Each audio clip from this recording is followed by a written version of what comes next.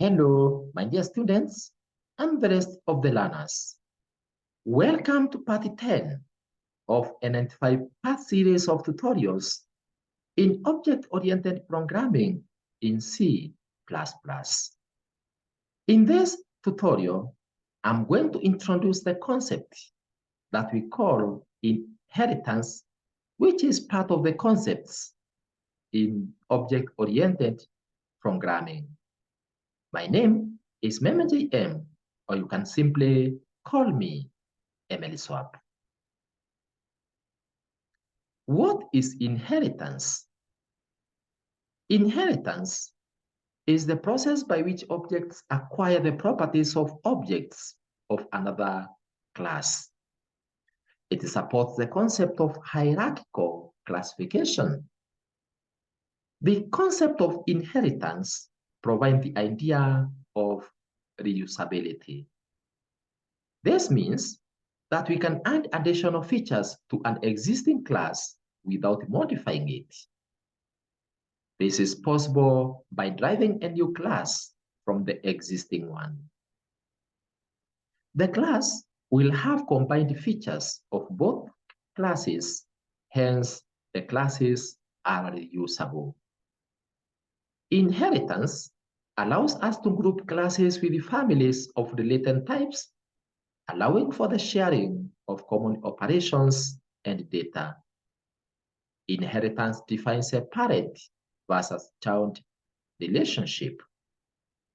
The parent defines the public interface and private implementation that are common to all its children.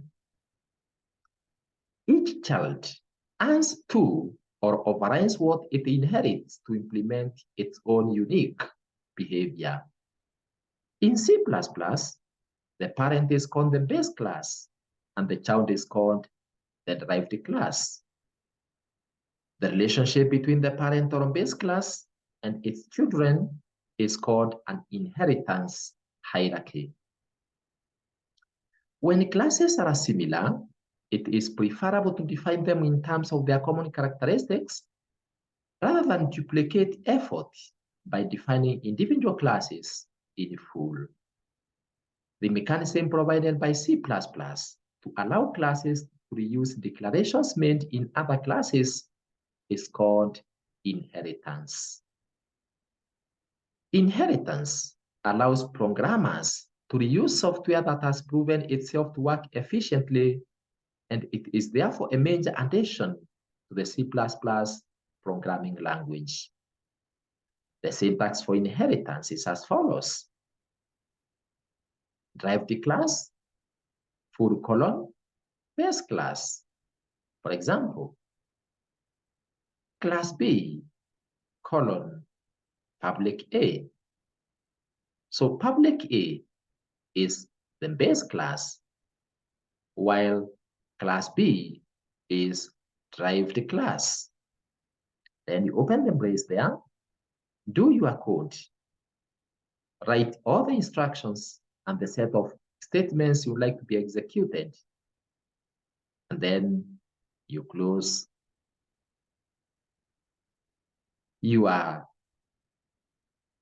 definition or declaration. Inheritance is therefore the process by which a class inherits the properties of its class, which we call the superclass. Methods in particular are inherited. Inheritance is the process of forming a new class from an existing class or base class. The base class is also known as parent class or superclass, while the new class that is formed is called the derived class. Derived class is also known as child class or subclass. Inheritance helps in reducing the overall code size of the program, which is an important concept in object-oriented programming. The following is an example of inheritance. So we have exception. In this case, This is a public class called exception. And then we have, of course, its code enclosed within the opening and the closing brace, what we call the right and the left brace. We have another function called IO exemption. This IO exemption is a public class, but it inherits the characteristics, in this case, the members of the function or of the class called exception. So IO exemption inherits the characteristics of the class called exception. And of course, we have the details of the actions to be undertaken being enclosed and the opening and the closing brace for that function. So the function called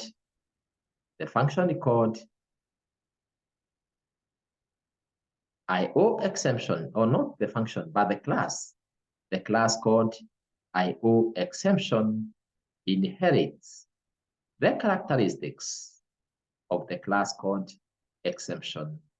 IO exemption inherits the characteristics of the class called exception. So whatever that the class called exception does can be implemented by the class called IO exemption. The data members in exemption, the content in the data members, the data or the content in the data members called exemption is accessible by this other class that is called IO exemption. So IO exemption will be able to make use of the data. It will be able to make use of the members in the class called exception. According to this example, the new class IO exemption, which is called the derived class or subclass, inherits the members of an existing class called exception, which is called the base class or super class. So the class whose members are inherited, the class whose members are accessible by another class, that class whose members are accessible by another class is called the super class or the base class. The IO exemption class can extend the functionality of the class exception by adding new types and methods and overriding existing ones. In other words, whereas the class called IO exception is inheriting the characteristics of exception class, it has also the freedom to have its own additional methods and members. So, in addition to the methods and variables that derived class inherit, they may define their own methods and variables. They can also redefine any of the inherited methods through a technique that we call overriding.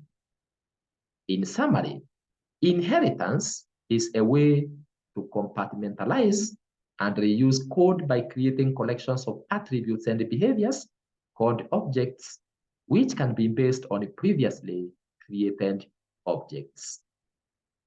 And with that, we have come to the end of part 10 in this series. You can continue to part 11 where I have spoken about the object-oriented programming concept that is called polymorphism. Congratulations for learning part 10 of 95 on explanation of the object-oriented programming concept called inheritance. You can access videos for the other parts in object-oriented programming series, as well as other computer or ICT videos by clicking or tapping on EMELISWAP ICT YouTube channel below this video. Remember to subscribe to this channel by tapping on subscribe button below this video in YouTube if it's not currently reading as subscribed. For any further correspondence, kindly write it to us through the email emeliswap@gmail.com. Thank you for listening to me, and God bless.